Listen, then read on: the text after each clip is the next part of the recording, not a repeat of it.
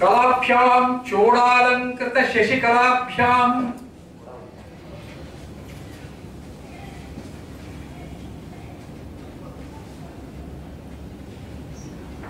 వేదిక మీద ఇద్దరు వక్తలు ఉన్నప్పుడు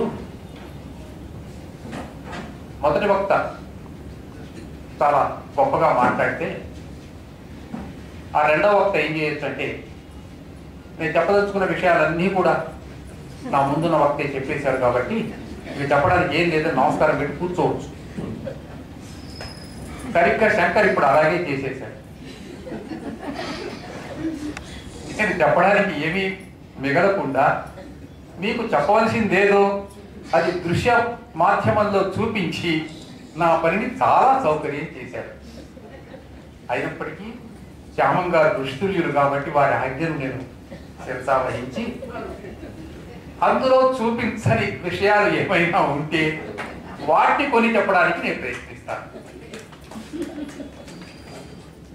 విద్వాంసులు కొంతమంది యూనివర్సిటీలో పనిచేస్తున్న వాళ్ళు ఉన్నారు, లేకపోలేదు.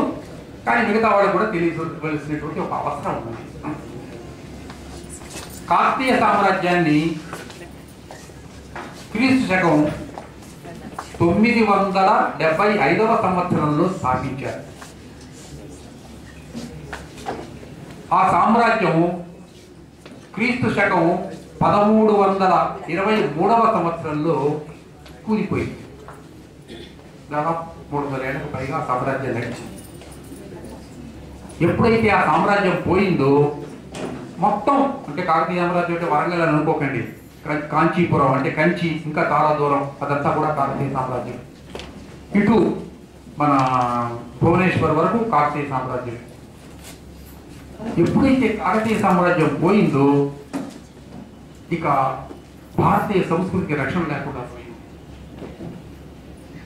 ఆ దశలోపల కాపయ నాయకుడు, ప్రోలయ నాయకుడు అని ఇద్దరు కమ్మవీరులు వచ్చారు.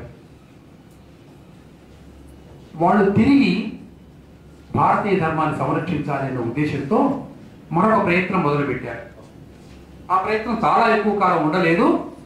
అయినప్పటికీ కూడా వాళ్ళు ఒక సక్సెస్ఫుల్ అటెంప్ట్ చేశారు. ఆ చేసినప్పుడు వాళ్ళు ఏం చేశారంటే, భారతీయ ధర్మం రక్షింపబడాలి అంటే మొట్టమొదటి చేయవలసిన పని వేదరక్షణ. వేదో అఖిల ధర్మ మూలం అన్నారు. వేదరక్షణ కాకపోతే అసలు భారతీయ ధర్మం నిలవదు. అందుకని వేద పండితులందరినీ తీసుకొచ్చి వాళ్ళని ఎక్కువ మందిని కోనసీమలో పెట్టారు. కోనగా ఉంటుంది, అందుకని దాని కోనసీమ అనే పేరు వచ్చింది.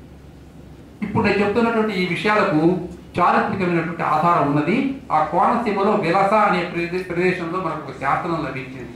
ఆ శాసనం పేరు విలస శాసనం అంటారు. మరి ఎక్కడ దొరుకుతారు వేద పండితులు? ఇంతమంది పెద్ద సంఖ్యలో వేద పండితులు కావాలంటే ఎక్కడి నుంచి దొరుకుతారు వీళ్ళు? అందుకని ద్రవిడ దేశం నుంచి చాలా మందికి తీసుకొచ్చారు. ఆ రకంగా తీసుకొచ్చి ఆయా తోటలలో, ఆ ప్రాంతాలలో ముందు వారికి స్థిర నివాసాన్ని ఏర్పరిచారు. ఈ విధంగా ఆరామ ద్రవిడం అంటే దక్షిణాది అని అర్థం.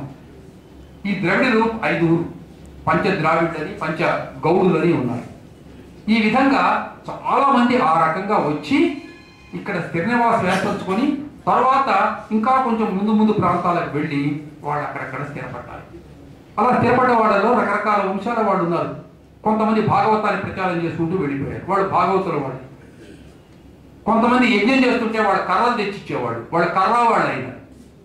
ఇట్లా ఏళ్ళ పేర్లు వచ్చినాయి. కొంతమందికి పప్పు సేకరించడం పెట్టారు, వాళ్ళ ఇంటి పేరు పప్పు వాళ్ళు.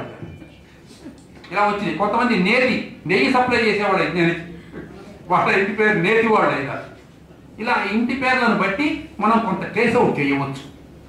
యజ్ఞానికి వాళ్ళు కొందరు ఉపద్రష్టలు, కొందరు ద్వివేదులు, కొందరు త్రివేదులు, ఈ విధంగా ఈ ఆరామ ద్రావిడ యొక్క ఆరిజిన్ అవ్వచ్చు. అయితే సత్యనారాయణ గారి కొడుకు ఇప్పుడు లేడు, ఆయన పచ్చబాబు అంటారు. అతను నాకు ఇంకొక ఆరిజిన్ చెప్పాడు, కానీ ఇది సమంజసంగా నాకు అనిపించలేదు. అయినా మీకు తెలుసుకోవాలి, సమయం వచ్చింది కాబట్టి మీకు చెప్తున్నాను. అతను ఏం చెప్పాడంటే బౌద్ధ ఆరామాలలో ఉన్నవాళ్ళు కాబట్టి వీళ్ళకి ఆరామ ద్రావిడ అనే పేరు వచ్చింది. అనేకమైన మార్పులు వచ్చి అది బ్రిటిష్ వాళ్ళ చేతిలోకి వెళ్ళిపోయింది. ఈ పర్లాకిమిడి ఇవన్నీ కూడా పూర్వం ఈ గంజాం డిస్ట్రిక్ట్ ఇదంతా కూడా మద్రాస్ ప్రెసిడెన్సీలోనే ఉండేది. అది అయిపోయిన తర్వాత ఏమైంది, బైఫర్కేషన్ జరిగింది. ఆ బైఫర్కేషన్ జరిగినప్పుడు గడు ఆమూర్తి పంతులు గారు పచ్చి మంచినీళ్ళు ముట్టుకోకుండా ఆ రోజున మళ్ళీ ఆంధ్రప్రదేశ్కి వచ్చి భోజనం చేశాడు. అంతటి భాషాభిమానం ఉండేది ఆయన. ఇంకా చాలా మంది పండితులు నాకు గుర్తుకొస్తూ ఉన్నారు. ఇప్పుడు ఆ విషయాలన్నీ చెప్తే మరి మీ భోజనానికి బాగా ఆలస్యం అయిపోతుంది. ఇందులో డయాబెటిక్ పేషెంట్స్ కూడా కొంతమంది ఉన్నారు. చాలా మంది పండితులు, పెద్ద పెద్ద విద్వాంసులు ఉన్నారు. మేము ఎంఏ చదువుకునేటప్పుడు మాకు టెక్స్ట్ పుస్తకాలు కొన్ని ఉండేవి. అందులో వజ్జల చినసీతారామశాస్త్రి గారు రచించినటువంటి వ్యాకరణ సంహిత సర్వస్వము అనే పుస్తకం మాకు టెక్స్ట్ పుస్తకం. పెద్ద పుస్తకం, an authentic work on Telugu grammar. ఇలా ఇంకా చాలా మంది ఉన్నారు అనుకోండి. సరే, గా ఇందాక అందులో లచ్చన భుక్త గారిని చూపించారు.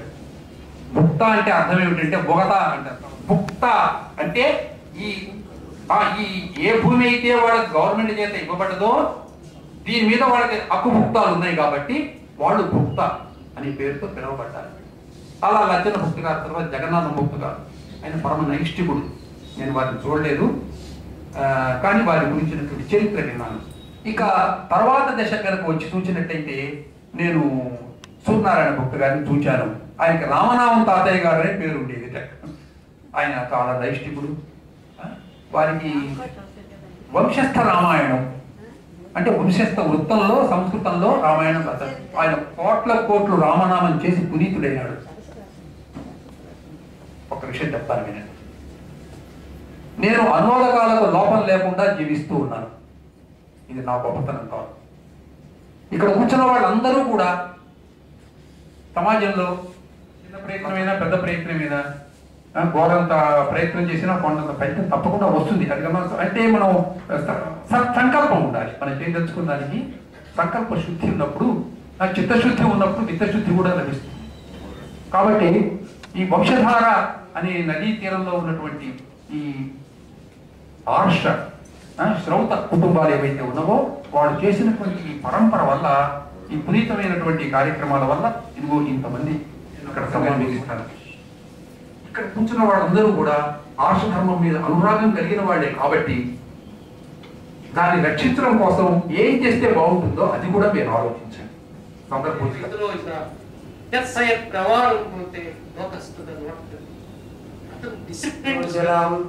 శ్రీచక్రాంకిత బిందు మధ్య వసతి శ్రీమత్ సభానాయికాం శ్రీమత్ షణ్ముఖ విఘ్నరాజ జననీం శ్రీమత్ జగన్మోహినీం మీనాక్షీం ప్రణతోస్మి సంతతమహం కారుణ్యవారానిధిం.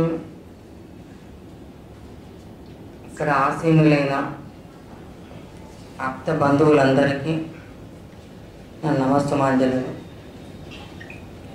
సాధారణంగా ఏకవాక్య ప్రయోగం చేయాలి. ఏకవాక్య ప్రయోగం చేయాలంటే ధన్యవాదాలు, కృతజ్ఞతలు, థ్యాంక్ యూ అని నేను అక్కడే నిలబడి చెప్పవచ్చు. దానికోసం సేవల కింద దండ వేసి నన్ను కూర్చోబెట్టి పిలవాల్సిన అవసరం లేదు.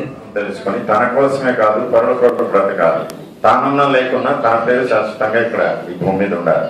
దానికి 100కి 100 పాళ్ళు ఆయన జీవితం, ఆయన చేసినటువంటి సేవలు, ఆయన పరిపూర్ణ మానవుడు అని చెప్పడానికి ఎంతకంటే చక్కని ఉదాహరణ లేదు. నాలాంటి వాళ్ళు ఎంతో మంది సమాజంలో ప్రభావితమై వేలాది మంది శిష్య ప్రశిష్యులు ఉన్నారు ఆయనకు. ఆయన ఆశీస్సులు మాకు ఎప్పుడు ఉంటాయని ఆశిస్తూ మీ అందరితో సెలవు. మనకి చాలా మంది సీతారామూర్తి గారు లాంటి వారి పెద్దలు కొంచెం అలా దోవ చూపించారు. ఆ దోవలో కొంచెం 2 అడుగులు వేయాలి. అది వేస్తే అది ఆ దోవ చాలా ఆనందమైంది, చాలా పెద్దది, పర్లేని highway. And it can take all round the world. అది అట్లీస్ట్ ఒక 4 అడుగులు వెనక పెట్టాలి అంతే, అంతకంటే ఏం లేదు. And this experience is so enriching, it's so beautiful that you never ever stop doing. Thank you. కమ్మని మధువును తాకాలి. అరుణా జమున నటించే ఈ పాటలో దాశరథ రచన, మాస్టర్ సంగీతం. దీనికి నటుడు పద్మనాభం దర్శకుడు, మా ఇంటి దేవత.